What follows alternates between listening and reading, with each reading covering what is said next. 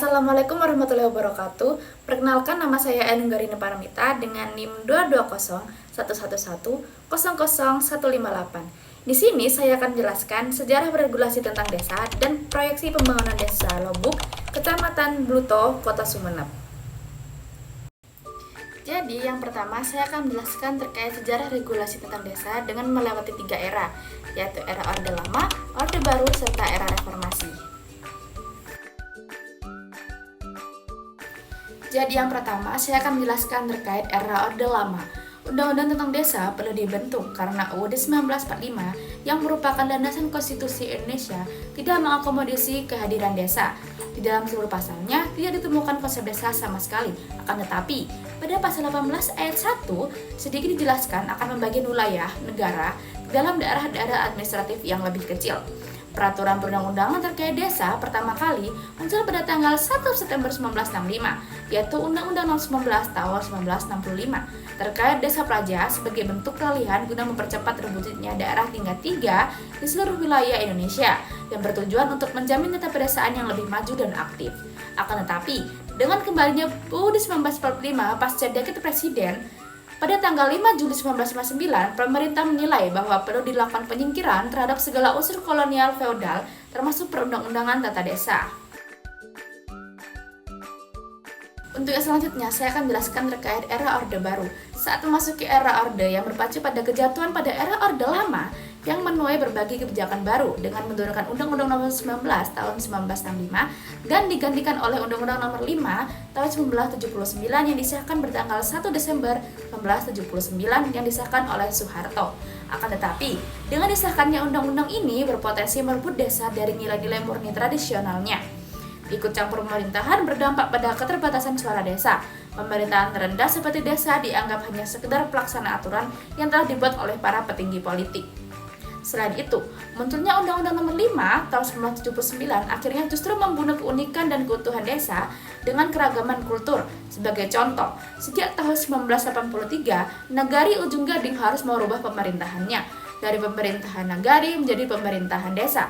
Nagari yang memang mempunyai beragam adat istiadat itu pun ikut merasakan dampak negatif dari penerapan Undang-Undang Nomor 5 Tahun 1979. Tak hanya soal kultur, Undang-Undang Nomor 5 Tahun 1979 juga dimanfaatkan rezim Soeharto untuk mengeruk kekayaan alam desa. Semua pemasukan Nagari diambil pemerintahan pusat maupun daerah, mulai dari pajak galian C hingga hasil hutan. Hal itu menyebabkan munculnya rasa apatis dan putus asa masyarakat bakal muncul. Mereka tidak lagi peduli dengan rusaknya sungai yang digali terus-menerus atau hutan yang hancur karena kayunya diambil. Dalam pandangan mereka, semua telah menjadi urusan pemerintah. Padahal sejatinya, sistem pemerintahan Nagari memiliki aturan tersendiri untuk mengelola kekayaan alamnya. Untuk dalam jangka panjang, pemerintahan desa kehilangan kemampuan untuk berkembang dengan efektif. Desa beserta masyarakatnya serba dililit keterbatasan, tak lagi mampu untuk merencanakan dan menjalankan pembangunan desa, apalagi pembangunan yang bersandar kepada partisipasi masyarakat. Untuk yang selanjutnya yaitu era reformasi. Jatuhnya kekuasaan Orde Baru tidak memberikan nafas pembangunan bagi desa-desa, yang munculnya sejumlah produk perundang-undangan yang meski tidak berkenaan secara langsung dengan desa, yaitu Undang-Undang Nomor 41 Tahun 1999 tentang kehutanan dan Undang-Undang Nomor 7 Tahun 2004 tentang sumber daya air.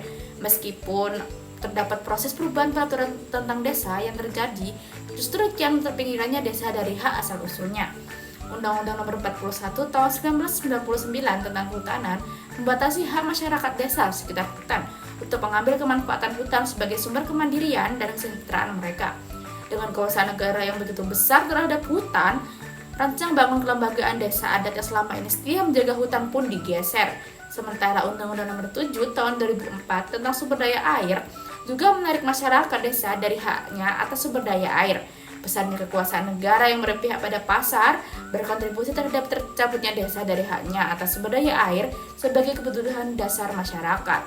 Hadirnya Undang-Undang Desa lantas represi Orde Baru telah terlanjur merusak desa sebagai sebuah peranata pemerintahan, kultural, dan sosial. Pihak-pihak desa pun mengharapkan Undang-Undang Desa dapat menjadi pintu perbaikan yang disampaikan oleh Parade Nusantara pada awal Desember 2011 mengungkapkan bahwa rancangan undang-undang desa sangat dibutuhkan agar kedudukannya desa tidak abu-abu. Misalnya saja, desa hanya diberikan tugas menyusun rancangan, tapi tak pernah dimasukkan dalam struktur pemerintahan. Jadi, yang selanjutnya saya akan menjelaskan salah satu proyeksi pembangunan desa, khususnya Desa Lobuk, Kecamatan Bruto, Kota Sumeneb, Pulau Madura. Desa ini berfokus pada pemberdayaan masyarakat setempat dan penguatan otonomi desa. Desa ini juga telah mendapatkan gelar Desa Mandiri karena telah berhasil mengelola sumber daya di desa itu secara mandiri dari segi ekonomi, sosial, dan lingkungan yang didukung oleh BUMDes. Desa Lobuk telah berhasil membuat wisata-wisata yang banyak menarik pusat perhatian publik seperti Pantai Matahari, Pantai Torogan, dan Bukit Tawak.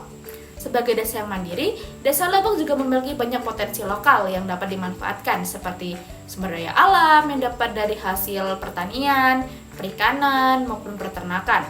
Potensi sumber daya sosial yang berupa tradisi sosial serta sumber daya manusia seperti tarian. Cukup sekian video dari saya. Mohon maaf bila ada kesalahan kata. Wassalamualaikum warahmatullahi wabarakatuh.